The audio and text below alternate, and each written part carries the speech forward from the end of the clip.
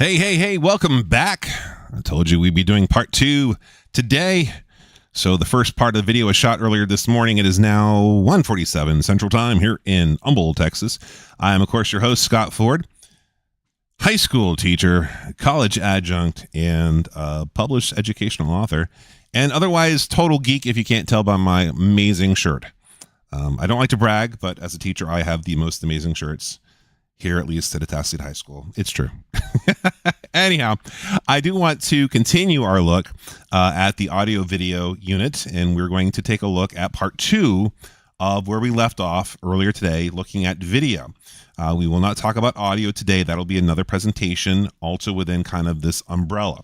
But before we do that, and I totally forgot to pull this up again, let me do this one more time. We have a Discord channel with folks who are in the class, who are in not just this class here, but also elsewhere studying for their certification. You are more than welcome to join us. Share your challenges, share your triumphs. Let us know what you're studying, how you're studying, and when you go to take a test. So we'd love to hear from you. So once again, that is our Discord channel. It is moderated. So behave while you're in there, or you get the boot, you get banned. Anyways, once again, not a sponsor of the program, but definitely powers the program, is Bones Coffee. And with no further ado, let's hop into part 2. Oh, I just rhymed without even trying. All right, so we looked at the objectives in the last live stream, describe and give the features common features, I should say. I kind of flipped those words around, monitor types. We did that in the last video. Identify and explain video and audio cable types, connectors, and features. We kind of looked at that. Now we're going to focus on configuring video and audio settings. That's for the next one.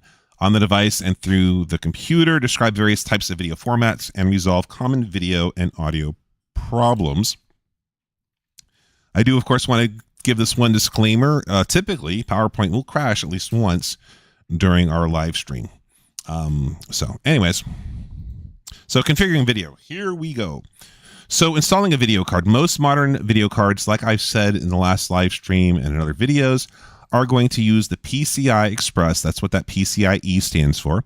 And we don't go X16, although that would be pretty cool, right? It's the PCI Express X16. It is, in fact, by 16. That's what we call that. That's what the X stands for. It's by 16. So you have by 2, by 4, by 8, by 16, okay? So first thing you need to do before you install an expansion card is you need to turn off the computer. Okay, you do not want to leave the computer on, otherwise bad things can happen to you. Okay, so you want to turn off the computer and unplug the computer. You want to unplug it from the power, from the wall. Okay, unplug that cord. You want to practice, of course, ESD precautions, something we talked about in other videos. Hold the card along the sides, install straight down into the slot, secure into place, connect device and card, reboot the computer, and install the appropriate software. So when you install the card, you're going to take it out of the ESD bag. Of course, your computer's turned off and unplugged and all this other stuff. The cover's off. You put the card in straight down. You might need to go back and forth with it to kind of wiggle it in place, but never side to side. Never go side to side. Never go side to side with an expansion card. Bad things will happen. Just don't do it, okay? Instead, you can go kind of a seesaw back and forth if you need to kind of get it into place. But ideally, you should be able to kind of pop it down both sides at the same time, okay? So you get it in place, and then you boot up the computer. Of course, make sure you have your HDMI cable plugged in or display link, and go from there, install your drivers, okay? So installing a video card, if at all possible, try to keep it away from other expansion cards. Video cards are insanely powerful. They're like mini computers all on their own, with their own CPU, as we talked about, their own RAM, their own heat sinks, and all sorts of stuff. So you kind of want to give them a little bit of a wide space compared to your other cards in the computer. Now, most of the time, nothing will happen. So if you have to, it's most likely okay, but you might have a problem with airflow, and you might have a problem with EMI. Of course, we're talking about electromagnetic interference and not some type of techno dance music. Okay. So let's take a look at resolutions. So resolution is the number of pixels. We talked about that in the previous video. Remember, pixels are the RGB, the little blobs. Resolution is the number of pixels that we can fit into a display, how many we can cram in there. And like I said previously, the more pixels that you can put on a screen, the higher the resolution. And you can see from this graphic kind of the difference between SD, which is standard definition, versus full HD, which is full high definition, versus 4K versus 8K. Now, I can tell you personally, I don't bother with 4K simply because my eyes don't see in 4K. High def's pretty much okay for me anyways, but you can see, excuse me, the different types of resolutions, and you write it with the number by the other number. So the first number is how many pixels across the screen from left to right. So how many pixels can we shove in from counting from the left to the right? And the second number are the number of pixels that go from top to bottom. So when you see, for example, 1920 by 1080, you're looking at 1920 across the top and then 1080 down the bottom. Okay. So we can change our resolutions. For example, 1920 by 1080 means that there are, like I just said, so display has a fixed resolution. Remember, this is one of the differences between the CRT monitors we talked about earlier and our more current liquid crystal display monitors, the LCD monitors. LCD monitors have a built-in native display because of that's the cells that are in there. It's not drawing out pictures like the CRT. It has a fixed number of pixels in the screen. And so if you mess with the native resolution, you can get kind of a fuzzy picture. It's trying its best to compensate, but it's not working really kind of optimized. It's not working at peak efficiency, okay? So displays have a fixed resolution. In general, you should leave this alone, okay? Windows will call it the recommended resolution, but definitely leave it be unless you have a very specific reason not to. And we have video modes and resolutions. There have been multiple modes over the years. Here are the ones you should be familiar with. So you have the old school VGA. VGA was 640 by 480. I don't know how we ever survived. In fact, I got some really old YouTube videos that were in SD. And just, wow, the resolution is just horrible. I guess I was there when YouTube went from standard def to high def. I've been around a while. But you have VGA, okay, 640 by 480. You have SVGA, which is 800 by 600. You have XGA, which is 1024 by 768. And you have SXGA, easy for me to say, 1280 by 1024. We have something called aspect ratio. Aspect ratio is the number of pixels across and down determine the aspect ratio. For example, widescreen is 1920 by 1080. Now, in the old days, we used to have movies. Well, we still have movies, but they've changed quite a bit. Back in the old days where we had the CRT monitors or the TVs, they were very much a square shape. They were very much a square. And so you would have movies that would fit on that square. This meant, of course, that the movie you saw at the movie theater, which is a wider screen, had to all of a sudden get fit into a small boxy screen. And so things were lost, or they did kind of the black bar in the bottom and the top to give you the letterbox, to give you kind of to recreate what you saw. Now with flat screen televisions and high def televisions, we don't really have to worry about that. But if you have an older, let's say VHS tape with a movie on it, you might see where the space isn't really being used efficiently, and that has to deal with aspect ratio. So we have 21 by 9, which is ultra widescreen. You've got 16 by 10, which is widescreen, but classic TV, you see it right there. It's 4 by 3. Okay, widescreen is 16 by 9, while a smartphone is 9 by 16. Now, I will tell you, if you are designing things, let's say you're designing, not curriculum, but let's say you're designing media of some type, you need to pay attention to kind of your aspect ratio. Designing for a cell phone versus designing for a television or monitor is a little different. Now, I will say over the years, we have had kind of dynamic programs, right, where they pick up dynamically the screen size. So, for example, I maintain a Moodle site. Moodle is kind of like Blackboard, D2L, Canva, okay, or Canvas, I should say, where it's a learning management system. The mobile app that's available for it automatically detects to turn a smartphone and formats things accordingly. But in the early days of web design, one of the things that you would have to learn as a web designer is you might have had to make two different types of websites, depending on what they were using to view the website. You might have a computer screen, or you might have somebody on a smartphone. Now, a lot of web development tools like WordPress and all these other ones will dynamically change their aspect ratio based off of what you're using. So not on the A+, by the way. None of that's on the A+. This is just kind of cool little factoids for you. Okay? So, getting back to the topic. There we go. So here's our aspect ratios. Our VGA has a resolution of 4:3. SVGA is a resolution of 4:3. HD 16:9. FHD is 1080p.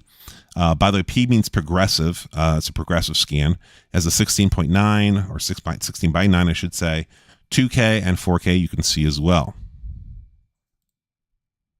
So we said a minute ago we have our native resolution. Okay, our native resolution is the resolution that the screen works in. Sometimes that native resolution makes things really, really hard to see because it's such an incredible resolution and all the icons and everything gets really, really, really small. So how do you change that? How do you make your screen bigger without playing with your resolution? Well, I'm glad you asked, because that is where scaling comes in. Okay, so if the icons and text are hard to see, you can adjust scaling, but don't touch resolution. Scaling is basically magnification. So both resolution and scaling can be found in the display settings, but scaling is what you want to play with and not the resolution. Scaling will make it look great. It'll adjust the size as you need it without messing up the clarity of the images. We also have orientation. So users can change the orientation of the display. Usually it's landscape, right? You're probably watching this on a landscape device, but you might need to switch it to portrait. In the display settings in Windows, you can actually switch how things are displayed. So for example, if you are a programmer, you might want your code on a kind of a portrait look versus a typical landscape look. There are people out there that do that. Strange people that should be feared, but they're out there. All right, multiple monitors. If you've never experienced the joy, if you have never experienced the joys of multiple monitors, wow, you're in for a surprise when you finally do. Okay. I remember back in the day having one monitor and it sat on your desktop. In fact, you had to plug the monitor's power cable into the back of your desktop. That's how it got power. And we had one monitor and it was pretty cool. Well, dual monitors started to become more and more popular as the price of monitors came down, the monitor technology came down. And it really does, and it's been proven to increase efficiency and being able to get things done. So Microsoft, as well as Apple and Mac OS, as well as Linux, kind of figure you will be using multiple monitors because we're not barbarians. We want to use multiple monitors. We are civilized human beings. And so we can actually set different settings for multiple monitors. So you can adjust where they're located at. You can adjust their position. So maybe you want monitor 2's on your left side, not on your right side. You also can have 3 monitors. Now, 2's great. 2's fantastic, but 3 monitors, you're living the dream. All right. So we can also change how they're displayed. For systems with more than one monitor, you can change how you want the monitors displayed. You can duplicate the output, which means both screens or more than one screen looks exactly the same. You can extend out the screen so it becomes one big desktop. You can also turn off certain screens if you don't want them to be seen. So let's say that you're setting up a presentation and you don't want the folks to be able to see what you're adjusting. So you might have a PowerPoint and you might want to hide a few slides and you don't want them to see you doing the work. You can go in and hide, for example, the second screen so it's blanked out, so that way you can get the work done and then share it out. So that is what you might use that for. All right, let's talk about troubleshooting video, because everything is great until something bad happens. So working on the inside of a monitor requires specialized training. Unless you've been specially trained, you should not be opening up a monitor to work inside. There are things in here that can absolutely hurt you, that can absolutely even possibly kill you. Okay? So you got to be careful in here. Now, the troubleshooting we're talking about is the troubleshooting we do without going inside the monitor. We're using the outside of the monitor. We're doing configurations, all that stuff. Okay. So the majority of problems you're going to run into in display is an improper or corrupt drivers. This is a big one. Your drivers are the wrong driver or they've been corrupted. You could also have incorrect settings. You've set something wrong. Let's say, for example, your display is all fuzzy looking and blurry. Well, you might have played with resolution versus scaling. So you might have had a wrong setting somewhere. And of course, you can also have bad hardware. Bad hardware does happen. You might have a bad video card. You might have a bad cable. You might also have a monitor that's going bad.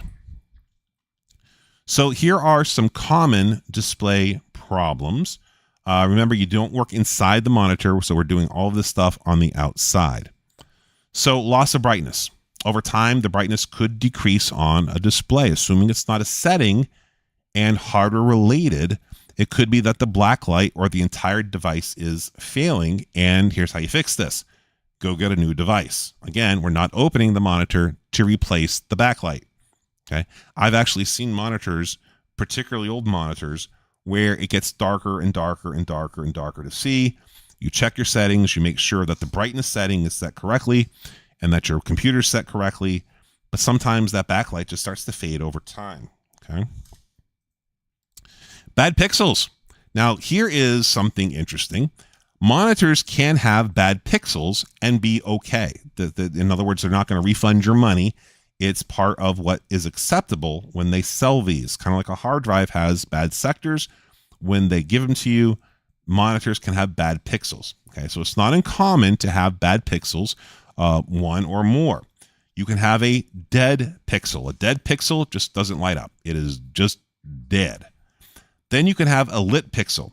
These stay on pure white. These can be incredibly annoying, especially if you're playing a game where there's a lot of darkness and there's that one pixel that's like, hi. You're like, ah. It's right there. I'd rather have a dead pixel than a lit pixel. At least a dead pixel doesn't, keep calling its attention to itself.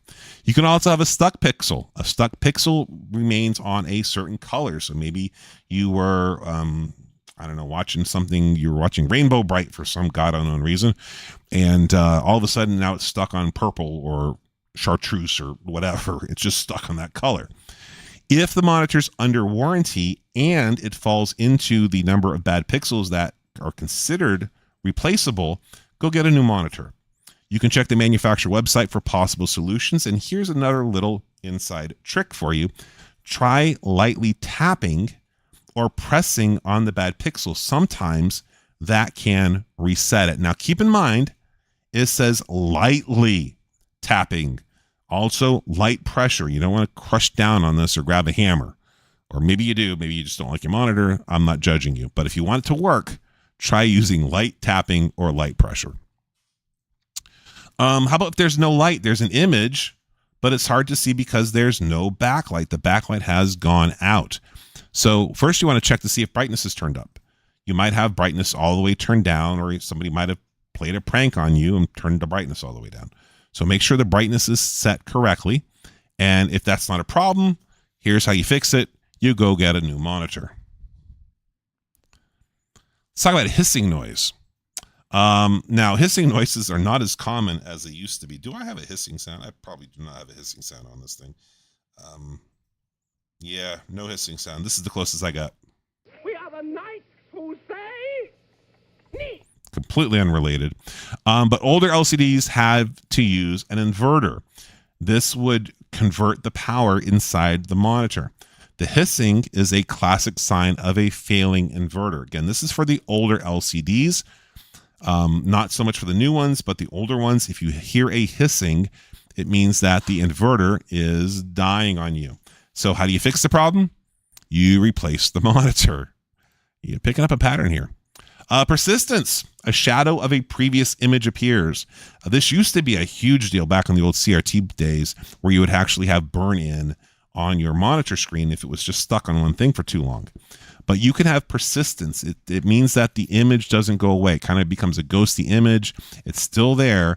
It should go away if the display is turned off. If it's still there, it's called display burn-in.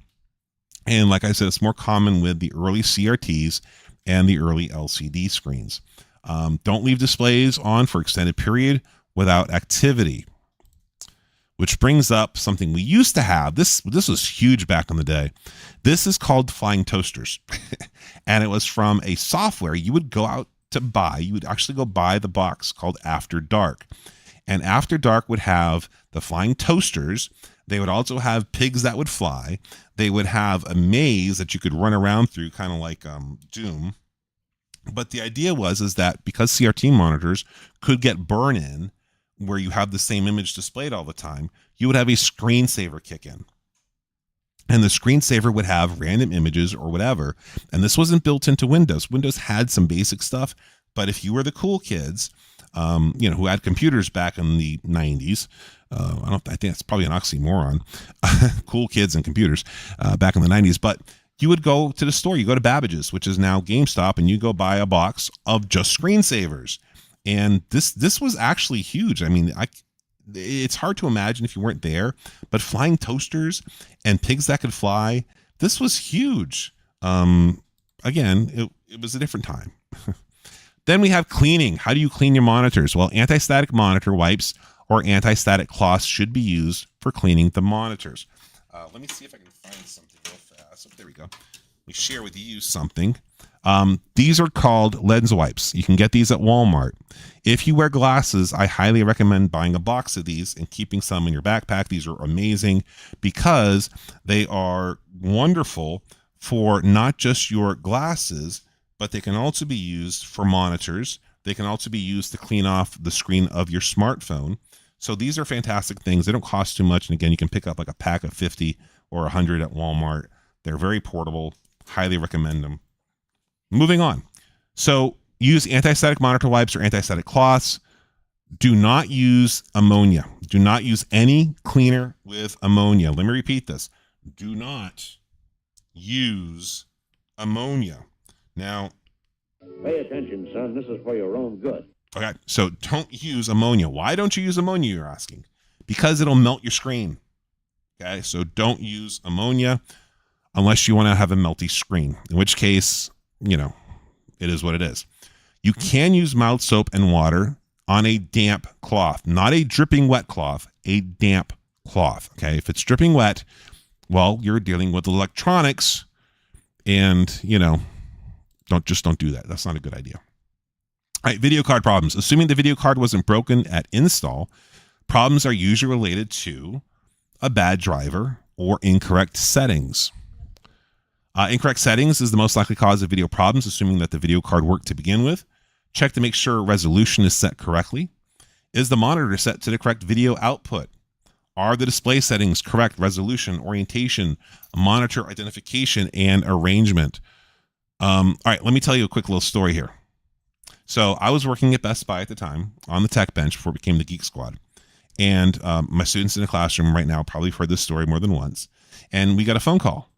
And it was a lady who called, and she's like, my computer doesn't work. All right, well, can you tell me more?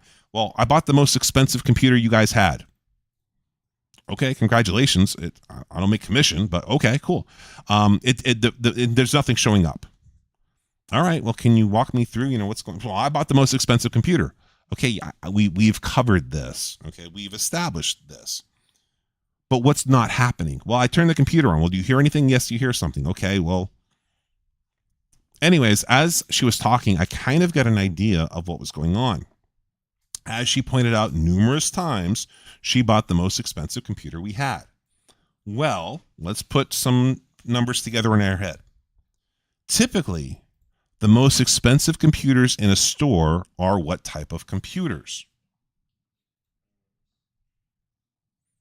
I'm going to ask my class this one. What are usually the most expensive type of computers you're going to buy in a store? Gaming computers, exactly. Gaming computers, okay? So gaming computers typically have an additional what inside of them? Video card. Very good. They usually have an extra video card in here. So as I was thinking, I'm like, think. I think that she's plugging the cable in to the wrong port. I think she's plugging that HDMI cable into the integrated video output and not, as she pointed out, the most expensive computers, additional video card output. So that's what I was thinking was going on. But here's the problem. She was rude. And one of the lessons you learn, or you should learn, so learn it now, is never, ever be rude to the IT person. Don't do that. Also, never be rude to people handling your food.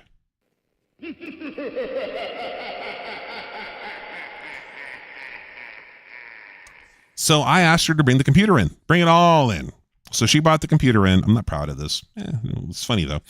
And I set up the computer, plugged the HDMI cable into the video card in the bottom, booted up the computer, and the display worked. She's like, what happened? I'm like, well, you got the most expensive computer. Those are the gaming computers. Were you plugging it up here? She's like, yes. I'm like, well, you needed to plug it in down here. Oh, there you go. Have a nice day. Enjoy your brand new computer.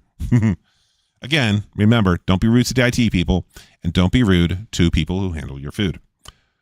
All right, so continuing on, video card problems, wrong or corrupt drivers. You might have the BSOD, the blue screen of death, which we talked about actually in the previous live streams about Windows troubleshooting. You might have defaulted to a generic lower resolution setting without knowing about it. You might have a blank monitor, strange looking display output. So how do you fix this? Well, boot to safe mode, see if the monitor is still acting strange, or try installing new drivers, or roll back the drivers to an earlier setting, things we talked about in the previous live stream. Definitely roll back to earlier drivers if everything was working fine before you updated them. Getting a little sippy sip of coffee here. All right, that wraps up our lesson specifically on video. We will have at least one more live stream on audio next time, which is going to be a fun one. I particularly like that presentation because I got some cool little tricks and surprises in there for you. But we're not doing it today. We'll do it another time. But right now, this concludes our video section. The A+ exam, kind of like I was saying in the last video, doesn't really hit on video as hard as it used to. Video alone used to be a separate chapter. It used to be a separate lesson all on its own. They've kind of moved away from that to some degree. You still need to know the basics we talked about and we covered, but you don't need to know the as in-depth as you used to, which is kind of cool for you. But anyways, I'm starting to ramble, which is my cue to say we're done. But before we go, real fast, one more plug for our Discord channel. It's our QR code. Feel free to join us, join in the chat and all that fun stuff. So until our next live stream, thank you for joining us, and goodbye for now.